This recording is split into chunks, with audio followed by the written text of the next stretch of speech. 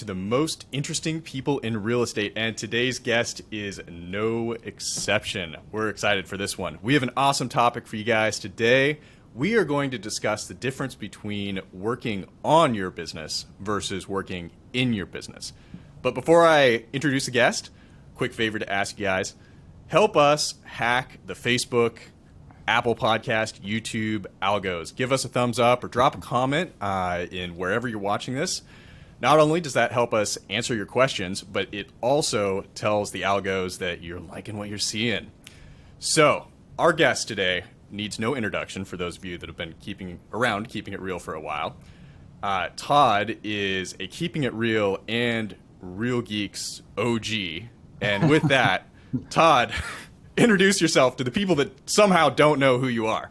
I was just Googling what algo means over here, but I'll get right into it. I believe algorithm is the algorithm. word. Yeah, come on. Yeah, everyone knows. The tech guys. I'm just a user over here.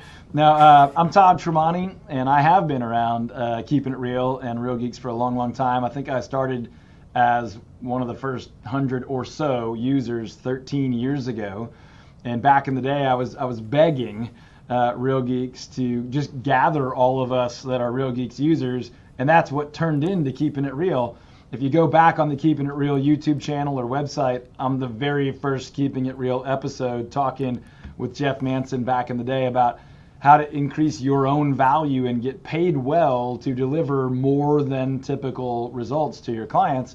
And still, that's one of the conversations I have with Real Geeks users and friends and referral partners, some of our coaching and consulting clients and things like that. Probably as often as any other topic is, how do I rise above the grind of real estate and offer more value, but also receive more value and live the life I want to live? So we can talk more about that later if you want. I'm really fired up about this topic, but let me give you a little bit more bio info since you asked. Real Geeks user for about 13 years, broker for about 20 years, was an agent flipping houses a little bit before that, back in the day during graduate school, seminary. I'm in the Dallas-Fort Worth, Texas area, run a real estate team of about 12 or 13 of us. We try to stay really lean, but we have slowly and steadily grown over the years. We have a small office in Fort Worth, our main office on Richardson side, basically North Dallas. We coach and consult with agents all over North America on that value piece, as well as how to build and grow teams. But really the thing I think we do uniquely, if you want to learn to prospect really well, we do that, but I'm sure there are better. We help people really think about the life they want to live and how to build a business that supports that. And that is my job description. I get to do that on my team every day with our agents. You're wanting to serve in ministry or have another baby, or your wife wants to be at home with the kiddos, or whatever it is. How do we then build your business so you can do that? That's what I love to do for myself, for my team, for agents all over, and a lot of times just masterminding and hanging out and sharing with other Real Geeks agents and users. And then, of course, I get to learn a lot from them as well. So that's a little bit bio, a little bit Real Geek story. Hopefully that answered your question. Excellent. Yeah, it occurred to me that I skipped over who I was. I'm Chris Willing, VP of Marketing at Real Geeks, and the kind of guy that likes to talk about algos. So, Todd, you I think skipped one other important detail about yourself, which is you're also the insane person that has put together the Unofficial Real Geeks conference. And so you should tell everyone real fast what that is and when it is and how they can get more information about it. Recurring theme of this podcast. Well, I appreciate you teeing it up. Insane is a good word. To jump back into my bio, kind of my story there, in the early days of Real Geeks, much like we still do today, which is so absurdly awesome and rare, we had access to leaders and executives like you and like Kevin McCarthy, and we would chat about how the product was being built and how we were using it and how we would like it to be better and how we were not using it adequately, all these things. It was an open conversation, and I kept saying we should all get together. So part of that became Keeping It Reals. Not that it was completely my idea, but that grew out of the desire to get people together. And what also grew out of that was an annual user conference. For years, we would say, hey, are y'all going to do a conference? Are y'all going to do a conference? And for years, it was, we're just building right now. We don't have the bandwidth to do that. And then The company relocated from Hawaii to Texas, and that took a little while. Then there was some structural, growth. Ultimately, I said, would it be okay with y'all if I, rented a room, got people together, and just threw it together? And everybody said, yes, go, just do it. We'll show up. And honestly, that's been happening for 4 years now. I rent a room. Year one, we didn't even have coffee. During COVID, we had to go virtual a couple times, and now we're back in North Texas. We're in Dallas, easy to travel to from pretty much the whole country, affordable travel, affordable hotel rooms. We've got coffee now. We're in a whole new stratosphere of professionalism. We've got breakout sessions. We've got incredible Real Geeks users who will be our speakers and our panelists. I'll interview Kevin McCarthy for the 4th year in a row. We'll talk about product announcements and launch and improvements. We'll just get together in a room together and hang out. We'll have cocktail parties. We'll have lunches together, breakfast, dinners. We'll hang out. We'll celebrate, but we'll also learn from each other, sharpen each other. Real Geeks will be present to share with us as well as learn from us how to continue to have the best product out there. There will be some, not a ton, we're very selective with sponsors, but there will be some people there who have proven for years and years and years to make Real Geeks users' lives better, to help us make more money, grow better businesses, be more efficient. So it's a great event. We'll talk details about it as we make our way through this, I'm sure, because it fits perfectly with this topic, because a lot of working on your business has to do with getting away from your business and going to an event like that. But it's also, we talk all throughout this event on how to work better in our businesses and have better strategies and how to recruit and train and hire and convert more leads and get more leads and all those things. So I'll be quiet about it. I'm sure it will come up more.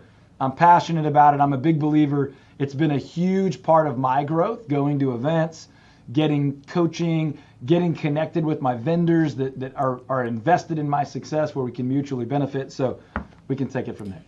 Absolutely. Yeah, no, and we really appreciate you putting on, all the work into it, having put on user conferences with other companies. I know it's a tremendous amount of work. And on top of all of that, you mentioned the session with Kevin, our CEO. We really think about that as his like Steve Jobs moment to roll out all the cool stuff that you guys are going to see, from the last year and coming into the next year. So lots of cool stuff. But anyway, on to the topic at hand. Todd, break down for us what you mean by working on your business versus working in your business.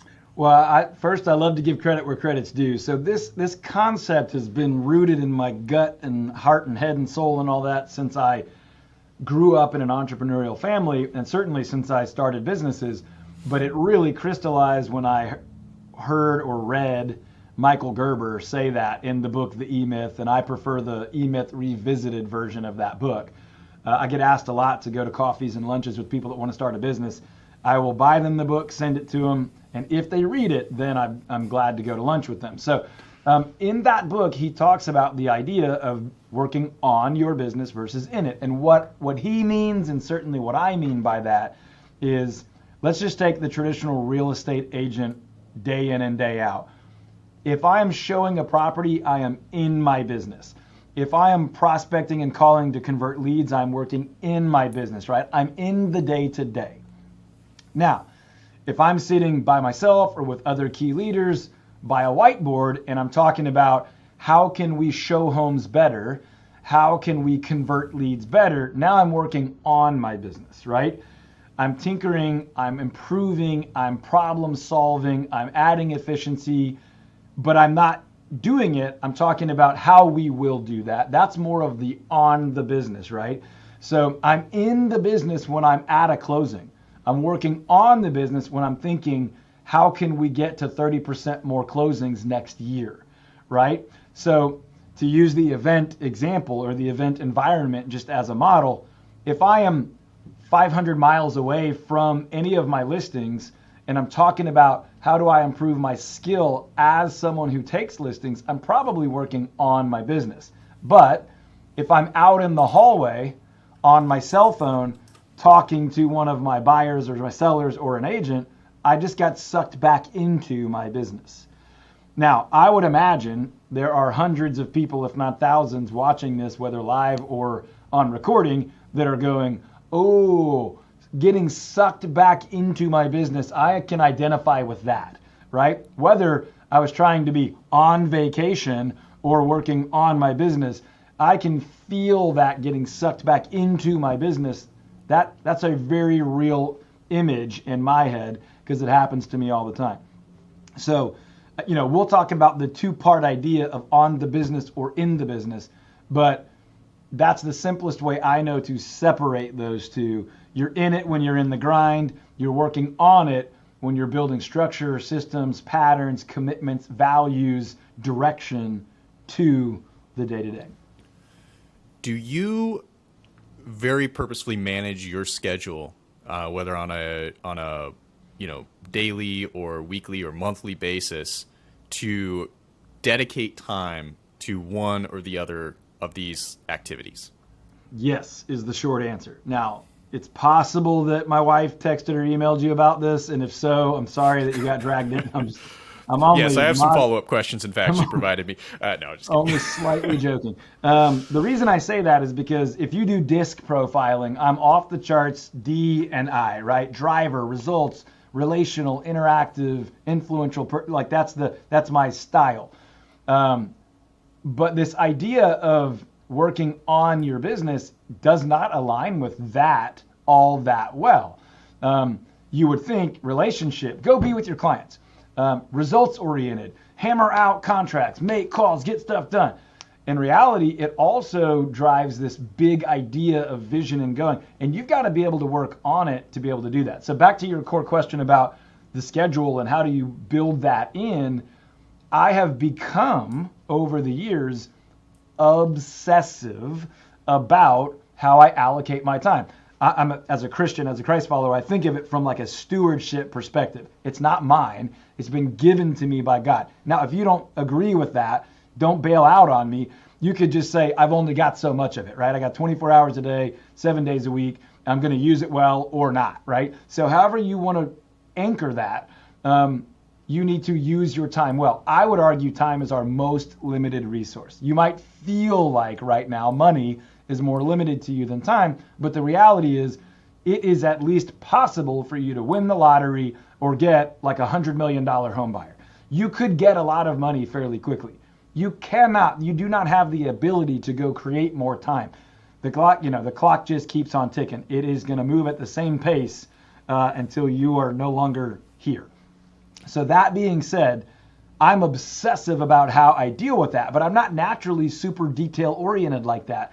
But I have learned there is so much value in that I have become that way. So I could show you my calendar and see, when I'm doing what things and how the longer I've been in the business and the more that my personal role has grown into more of team leader, broker, owner, coach, consultant, the more I actually work on the business and the less I'm actively in it. I would love to have you pull up your calendar, but people also listen to the podcast version of this as well as watch the video version. So I think what we should do is we should make your template for your week a digital download.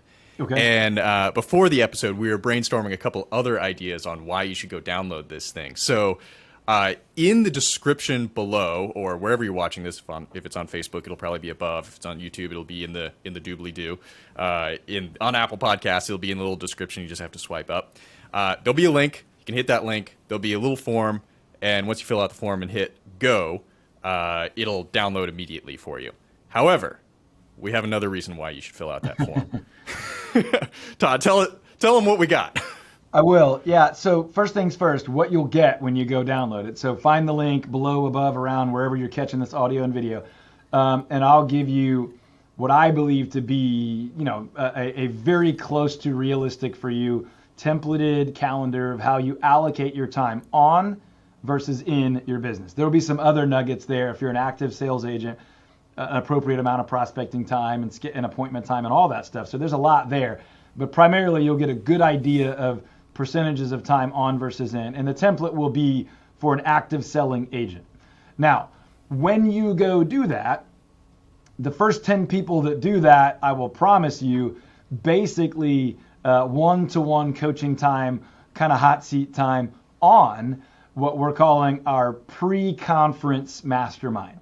So if you're a Real Geeks user, you're going to want to attend the Real Geeks User Conference coming up October 18th, 19th, and 20th in 2022 here in Dallas, Texas. Before that, we don't have a hard date yet, but probably a few weeks before that, which means very soon, we're going to do a 3-hour, totally free online Zoom mastermind. And we're just going to share all of our best stuff, what's working for you with your Real Geek site, what's working for you in your business, whether it's direct to the site or not. And what I'm going to do is the first 10 people that go and download that templated calendar, I don't get anything out of that. We just want to help you. But the first 10 of you that do that during that pre-event Zoom, we will bring you up. We'll go one-to-one. You can ask your question. I will answer it, but we'll also open it up to everyone else and make sure you get the true mastermind, as Napoleon Hill meant it, the cumulative benefit of all the minds involved in the whole event, which may be 30, might be 300. I don't know yet. It's usually quite a lot.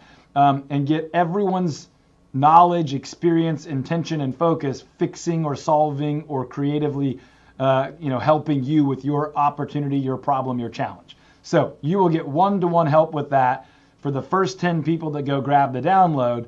But by all means, if you're not one of the first 10, you'll still get a really valuable tool to think about how you're allocating your most limited resource, which is your time, in regard to this topic of how much time should I spend working on it versus in it. One last quick thought. It will be templated to an everyday full-time real estate sales agent. If you are a team leader, you would probably tweak that to more time on versus in. If you're a brand new agent, you would tweak that to more time in versus on, and I'm sure we can unpack that going forward. I'm going to follow that up right now with the next question, but I just wanted to bookend that with, it doesn't just go for real estate agents. Even if you're in the corporate world, dedicating time to get better at your job or just start to think strategically is critically important. Everything you said there absolutely applies probably to any profession. It's funny that you say that, because Kevin, the CEO of Real Geeks, his best feedback from me on the previous 3 Real Geeks conferences was a session we did on time management, which really time management's a misnomer. You can't manage time. It's moving beyond you. You can only manage yourself in regard to time. And one of the strategies we shared, he said, is dramatically increased his personal output as the CEO of a fast-growing tech company. So you're so right. It's not just about agents, but go ahead. Yeah, absolutely. So let's drill into this a little bit more, because we've been talking about people at different points in their careers. And so what I wanted to kind of tease apart is the difference between, kind of your day-to-day work, kind of that base production work. And we'll probably put that to the side. Everyone knows what that is. That's the grind.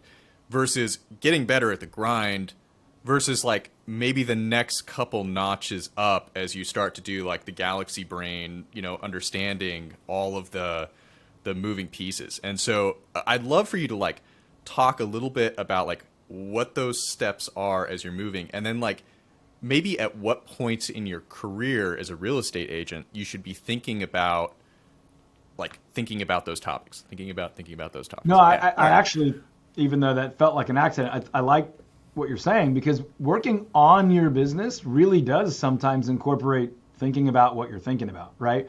What we think about is, in a lot of ways, it's cheesy to say it. What you think about is what you bring about, right? If you obsess over your next sale, you're more likely to get your next sale than if you don't.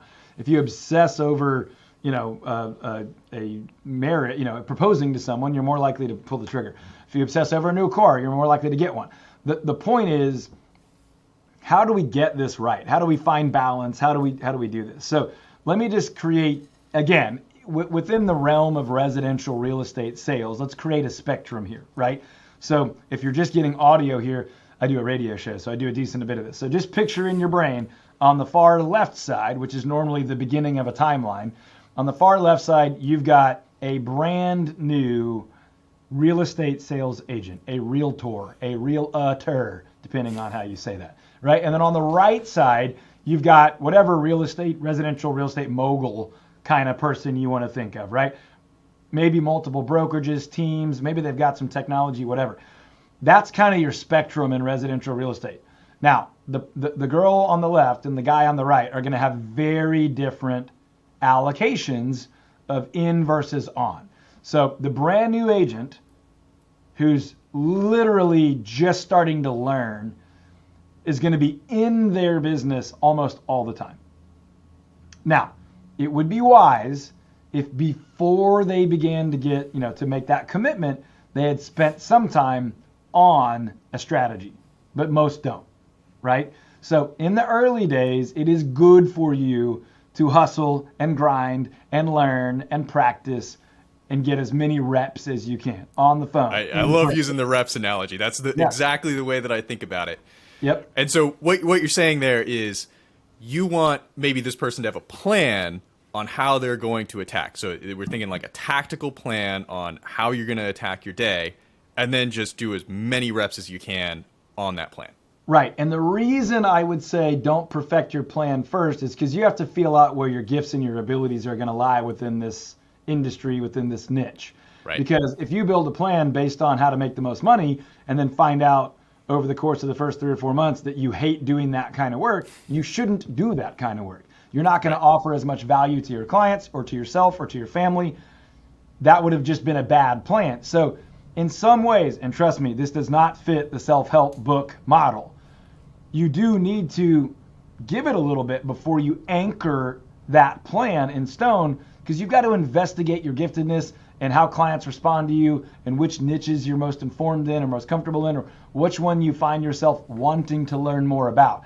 So that's why you need to just get in the business, get your reps, take your lumps, scrape your knees, make your apologies, get better at what you do, and then there will come a time where you back away a little bit and start to turn the dial up on the working on the business and slightly down on working in the business. Raise your hand, metaphorically, if you've ever been in a room with someone that's like, I worked less than I ever have last year and made more money than I ever have, and you're like, dirtbag, right? But what they probably meant is I worked less in my business than ever before and made more money than ever before. And the reason that probably, you never know, probably is because they finally dialed it in where they were only working in the business on things that they could do uniquely well. That may be a topic for another time, but ideally what's happening is the strategy has gotten so good. They've worked on it so well. They're so efficient, so effective, and so excellent on the parts that they're in the business that it produced the best results ever. So, and then just to finish that metaphor, the thought, the spectrum, on the far right side, the person that's their primary role is more leadership than tactical or technical. They may be working on the business 4 days a week, in gross, and maybe only spending, 5, 6, 8, 10 hours a week in the business with a client, in a spreadsheet, that kind of thing, but producing phenomenal results. So that's kind of the spectrum. Okay, so I want to throw something out there and get your reaction to it. So in the marketing world, as I'm seeing people come up, from, just out of school to, first job, I want to see them become like master individual contributors. I want to see them like master one portion of the marketing game, right? And so you talk about like finding what to me for my ears sounded like kind of the product market fit, or like right. How do you fit into this market, and then just drive that home.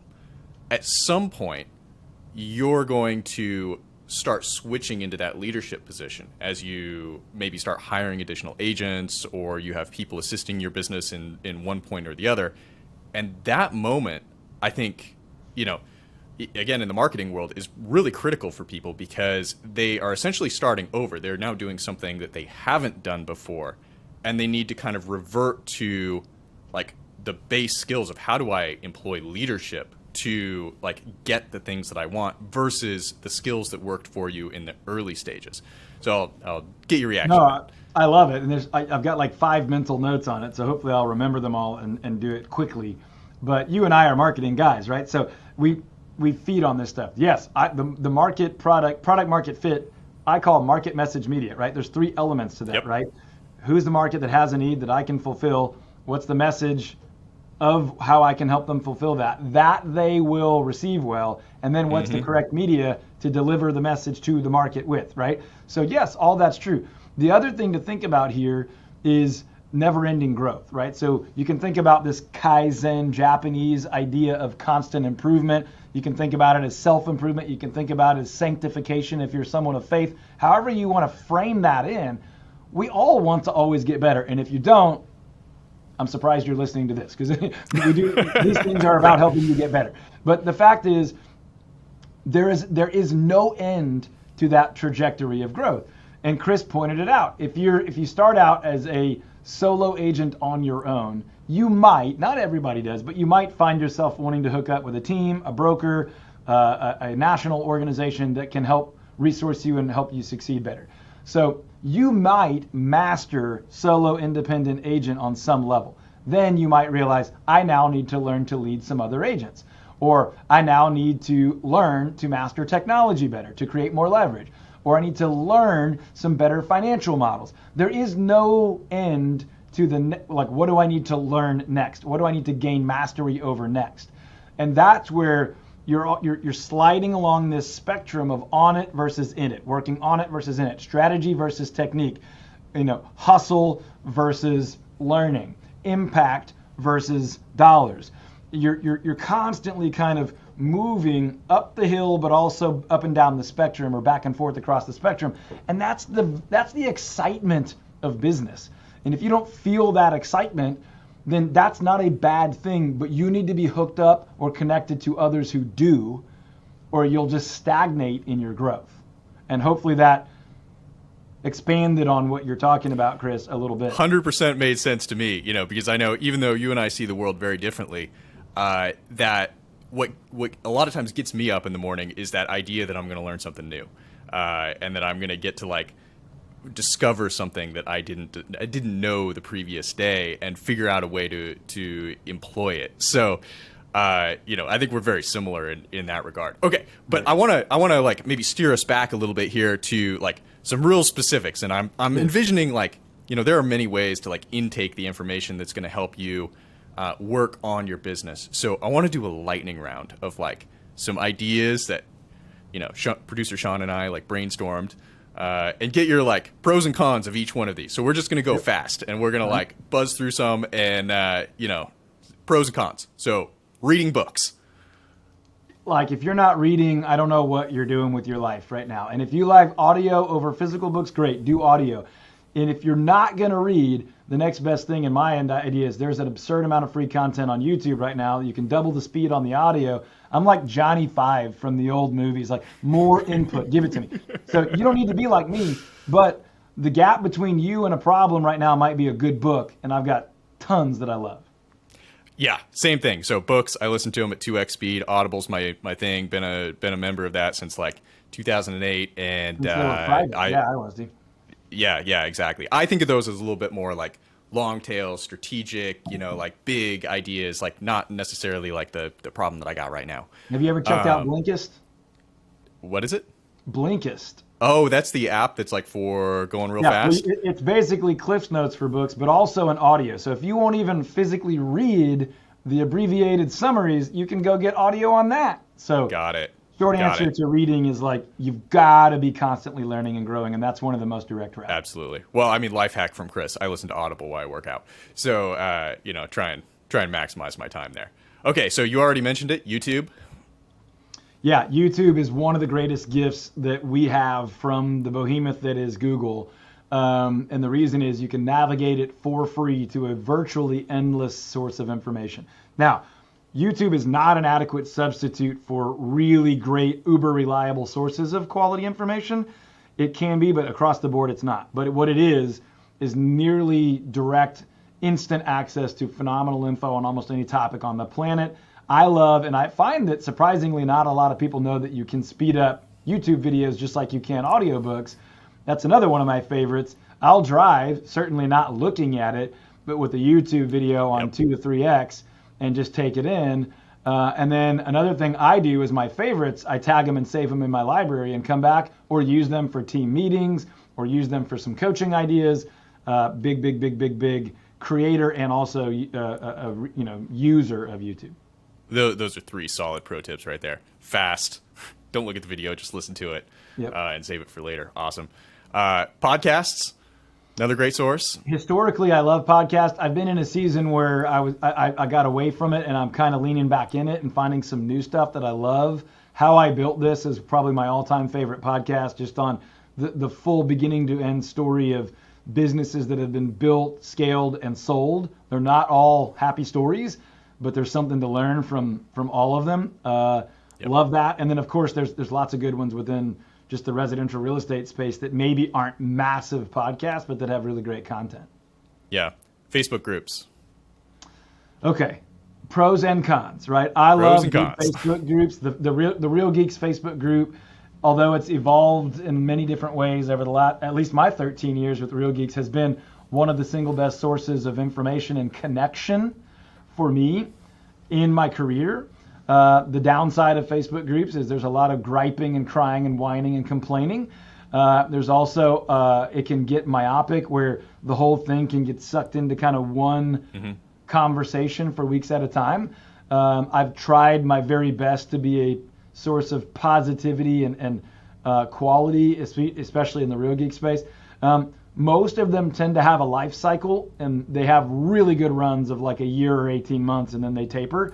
Real Geeks has survived multiple of those cycles, but generally speaking, I really like them. But I have left more in the last year or two than I have joined, if that is helpful at all. 100%. Yeah, I think for me, the thing that Facebook groups suffer from is it's the problems that people are facing that day. So it can be great to get community feedback on the problems that you're facing, but a lot of times, where YouTube excels is you can type in the thing that you're dealing with and have a lot of options on how to deal with it. So it's sort of like, on tap knowledge or what's top of mind in the community versus like the collective knowledge of years. I don't want to deviate from the lightning round, but like even just the files section of a Facebook group is a treasure trove, because you might have just joined. Let's just take the Real Geeks Facebook group, for example. Maybe you joined in the last 6 months. Well, there's 13 plus years of people sharing their scripts, their follow-up campaigns, their flyers, their web design ideas, their recruiting templates. That stuff is just sitting in the files. Now, some of it's out of date, but there's a lot you could pull from it. And I think a lot of people just don't take advantage of that. So the groups are valuable for a lot more than just the conversation of the day. Okay, next on the lightning round, but I almost want to skip it because I think you and I need to do a whole podcast on it, but mentorship. Write down a date, and I would love to do that, because this is one of the things soon. I'm most passionate about. I'll just give you a quick response because you brought it up. Again, as a Christian, as a Christ follower, I think of mentorship like I think of discipleship. So leaders creating leaders, right? I am committed to having at least one person who's ahead of me in an area that I want to go, either in my faith, in my marriage, in my parenting, in my health, certainly in my business ownership and real estate. If I don't have a role model, or ideally a coach, paid or not paid, I just feel like I'm sort of treading water, right? I'm obviously a fairly confident person. I think I'm pretty capable, but I know if I'm left to only my own ideas, my own motivations, and my own vision, I'm going to do and achieve and experience less than if I had someone to mentor me. And then, of course, I think, I'm wired this way, but also if you're a decent human, you should then want to turn and pass that to somebody else. And if you do that and you lead them in a way that they would want to turn and pass it to someone else, even if you quit or died, that value that you put out into the world will ripple on forever. And that's a pretty exciting thought. Absolutely. Yeah. Okay. So, Sean, make a note.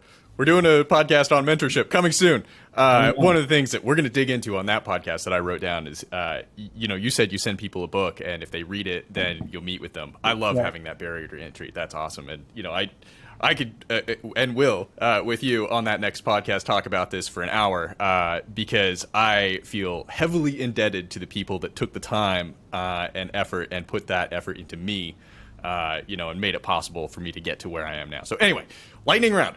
Okay, last one. Conferences. I gotta be lightning up fast on this. All right, let's put it in the context of the Real Geeks event. Obviously, you work there. I don't. I'm a user, and we both love it. So that's kind of the fun, mutually beneficial aspect of conferences. And I'm going to talk about it more theoretically, and then if you want afterwards, we can speak specifics on content from this one. But let's just use the Real Geeks Conference as our context for this idea, right? So if I'm a Real Geeks user and I have the opportunity for 3 days to jump on a plane to a relatively affordable destination with an affordable hotel room and get in the room with, in this case, 300 other users, literally the people that are building the product and others that are using the product, but also talk about non-product related topics. In my mind, I am literally unwise if I don't take advantage of that opportunity because, and here's why, if I don't, there is a 0% chance that I will find that much value in working on my business with others that have such similar businesses at any point throughout the following 365 days. What I mean by that is we'll spend 30 plus hours together over those 3 days, right? We'll be 8 hours-ish together in sessions and another couple hours having coffee, having breakfast, lunch, dinner, a drink, whatever. Some people, my kind of people, will probably spend 40 plus hours. They'll go 12 plus hours a day, 3 days a week, because it's such a unique opportunity. Right. I'm going to go back home. I'm going to send you a Facebook message. You reply 2 days later. I reply 5 days later, and then we don't talk for 6 months, right? I'm going to jump on a Keeping It Real for 45 minutes or an hour.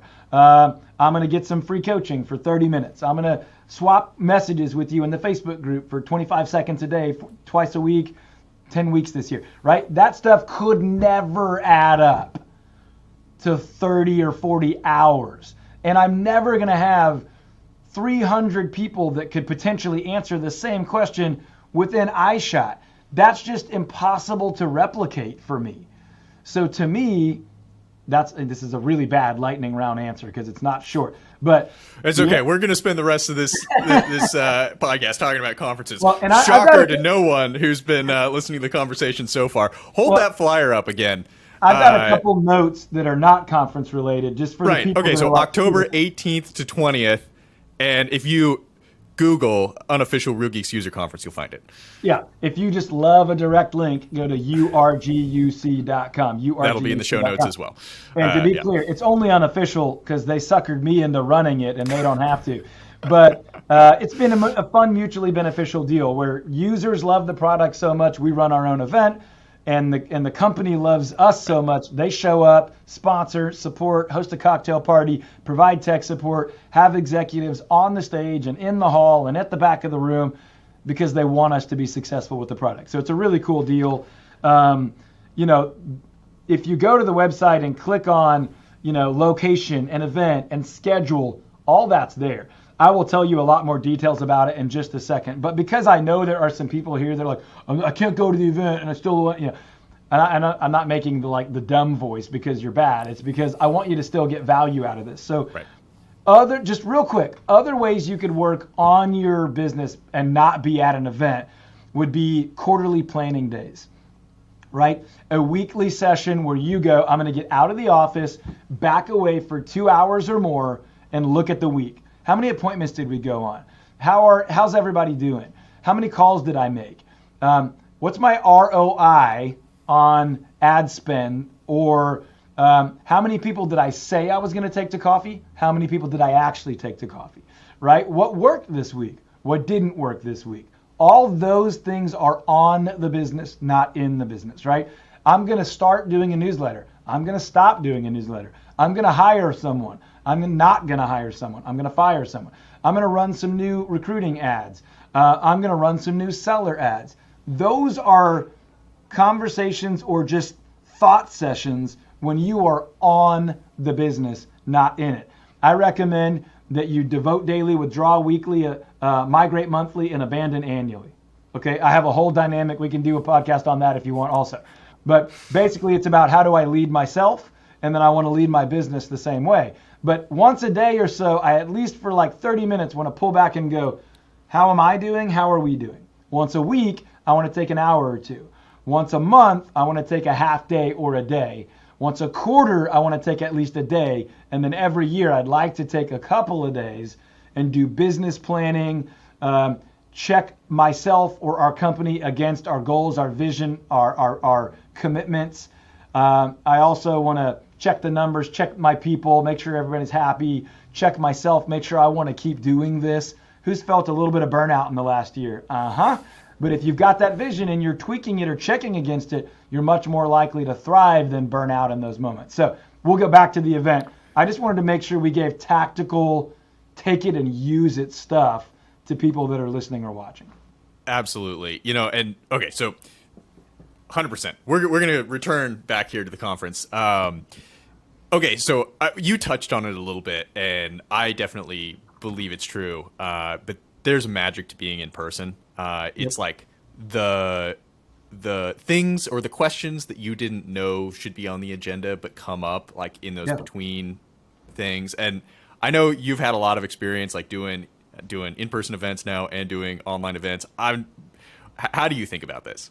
Well, so just as a funny aside, I'm so committed to this that I hired a coach to coach me on how to run events. Because when I said I'll be the idiot that takes over that does this, I certainly didn't want to disappoint anyone. I wanted to deliver value. Delivering value is a value of mine in every area. So we had to learn how to run a physical event and then quickly had to learn how to run a digital event. And obviously we're learning as we go and getting better. But the reason we pulled it off first try both ways is because we sought out expertise. We worked on it before we got in it. And so, all of that to say, I'm such a believer that getting face-to-face, getting out of your typical environment, I call it buying yourself the time, right? There's two definitions of that. I can buy time by meaning I'll pay you to teach me, Chris, and I'll do it in a week instead of learning on my own and it takes me a year. So I can buy time that way. The other way I can buy time is I've already paid for a flight, a hotel room, and a ticket. I'm going to be there for 3 days. I've already bought that time. Now I need to use it well. So that's more of an accountability aspect, right?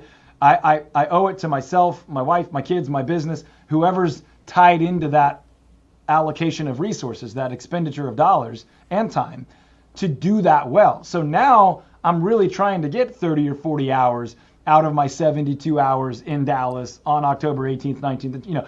That's the point. Yep. So there's two ways to think about that. And really that doesn't happen without the event. And it's harder virtually than in person. We've all been on a Zoom or we've all been on a virtual event where you're like, I got to jump and go show a house. I just had to. Well, that doesn't happen if you're out of town because it can't happen. And I believe you should put yourself in positions where you have boundaries and you have limited yourself to get dragged back into the business. And you're working on it because you're 100% committed. You've expended, you spent resources of time, money, and energy to be there. And so you've kind of forced yourself to do it well. Now, I always tell people, if you have to do virtual, go get a hotel room and lock yourself in and clear your calendar. The expense is a benefit. Put your phone on Do Not Disturb. Yeah, because it creates accountability. Well, I spent $600, $600 on a ticket. I spent $200 on a hotel room. I got it for 2 nights, whatever. Now your wife, your family, your coworkers are like, yeah, go get all you can get and come back and help all of us. So I think I'm answering your question directly, but if I'm not, redirect me. Yeah, no, 100%. So, first of all, there's an aside there that I wish I could when I came into the real estate industry, again, as a marketing professional, and I saw all of you guys hiring coaches to help you get better at your job, I was like a little bit mind blown. I'm like, why doesn't everyone do this? Right. That's the thing that the real estate industry needs to transplant to the rest of the world. It's we might just so be able smart. to stop everybody from becoming a coach, but getting coaches is good. Right, exactly. Everyone wants to be a coach, but right. Hiring the right coach is definitely beneficial. No, you definitely did. And I think it's maybe to give my answer to this thing, it's a lot of times it's in the in-between spaces where the value really is delivered. It's in those conversations with people between sessions where you realize you're facing the same problem and that you not only realize that they are solving it differently than you are and that their approach might be better, but also you want to stay in touch with them and keep in contact after the conference or at the next conference or the next conference. like those sorts of things, I think like you can't. It's hard to say like looking at the agenda that that's what you're going to get, but Right. they absolutely are Yeah, critical. I mean, I don't know if you want me to share the screen, but I can share the schedule from the event right now and just hint at some of the nuggets, or we could just point people to the site, whatever you prefer to do. Let's point people to the site. Again, Okay. audio version, keeping those people in Right. mind. But I actually wanted to do a little bit behind the scenes since you brought up the schedule.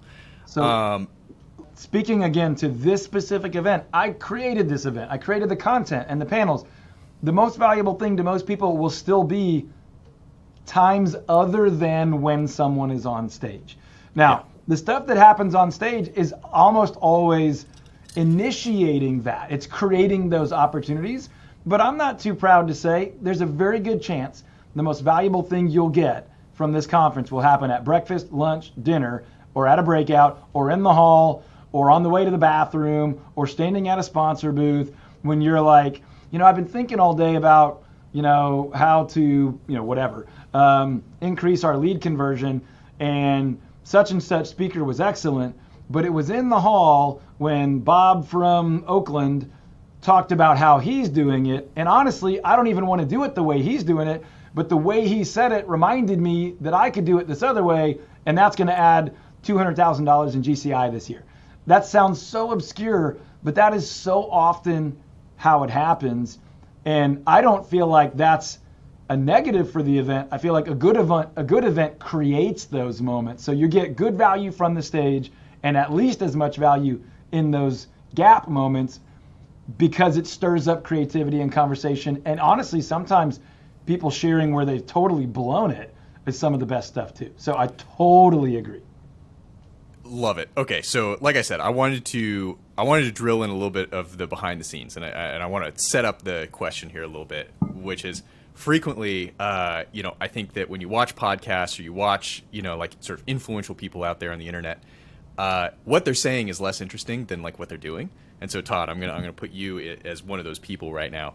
I feel like I'm a little bit over Gary Vaynerchuk. Don't hate me, but he's very fascinating to watch.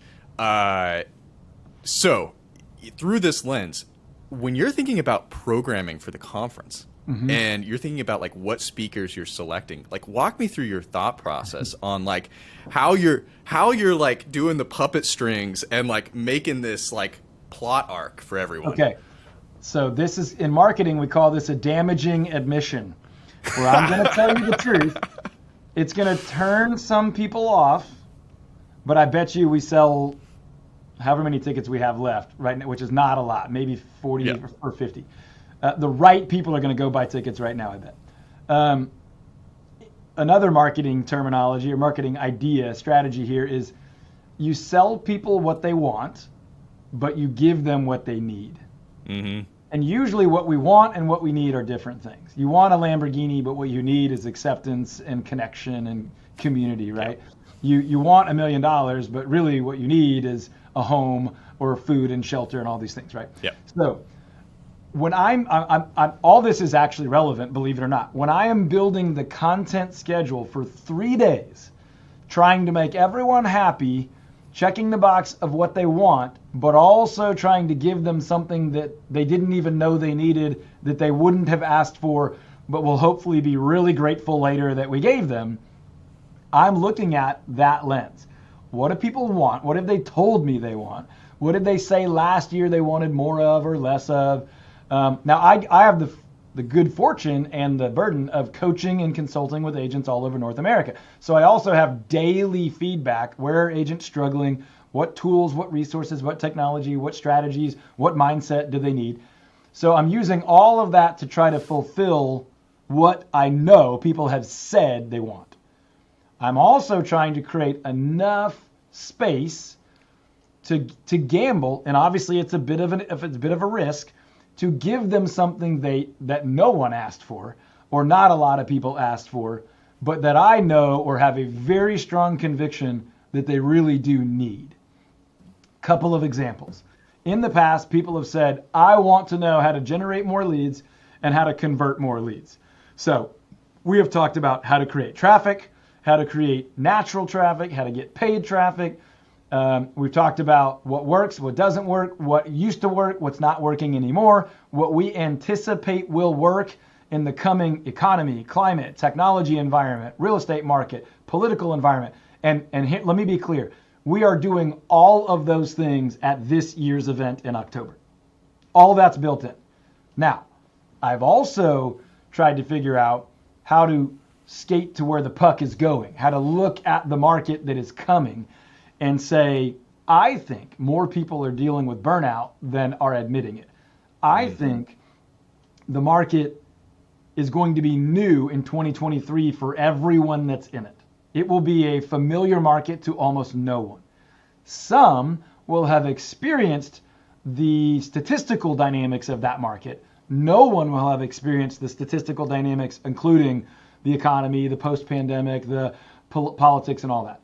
Many agents are in a quiet panic over an almost 100% unknown. So how do I weave that into the event where people will leave our event in October of 2022 excited about the opportunity with some convictions and some strategy, but also some mindset and temperament to go and dominate 2023. Not all in the same way. That's the third element here is I'm trying to provide this for people who have a wide variety of visions and goals and business models. So that now is when you really go, what an idiot for taking that on. What is this guy thinking? I'm just dumb enough, excited enough, confident enough, faithful enough to think that God's given me some gifts and abilities and a desire to try to pull this off. And I'm really excited. I think we're going to do it. We're 3 for 3, and I think the fourth one will be great. Did that answer your question? I think you nailed it. And actually, I don't think there's anything else to say here. Like, we probably should wrap it up like right there on that note. let me say one other thing, because we talked about it really early. If you happen to join us later, you missed it. I'm going to provide a free calendar template of a day-to-day calendar for a sales agent, a team member or a team leader, but someone that's selling houses day in and day out as your primary thing. That calendar is going to include about how would I allocate my time to working on my business versus in my business. How much time do I spend? What does that look like? What time of day? What do I do with that time? Now, that calendar will also include some prospecting and appointment time and some examples of personal obligations and things. But the first 10 people that download that, it's a free download. It'll be down below, above, or next to wherever you're listening or watching this. The first 10 people that do that will get a guaranteed one-to-one, either hot seat or you'll get your question answered, your idea discussed on a pre-event mastermind. It's probably going to happen late September or early October. We'll get you dates for sure. And that's going to be about a 3-hour Zoom mastermind led by me, potentially also attended by some Real Geeks staff and executives. And we're just going to say, hey, what's working? What's not working? What are you worried about? What are you excited about? And we'll answer each other's questions. I will be there to help answer some. Not everybody's questions will get answered. But if you're one of the first 10 to download this, then we will schedule your question first, your idea first. We'll guarantee you get your idea, your thought, your question, your topic discussed at length before we open it up to everyone else on that event. So click a link somewhere around this video or audio, download that. A, you'll get the template. B, the first 10 of you will get a dedicated little coaching moment, mastermind, or at least kind of front of the line service for something that will help you build your business. Awesome.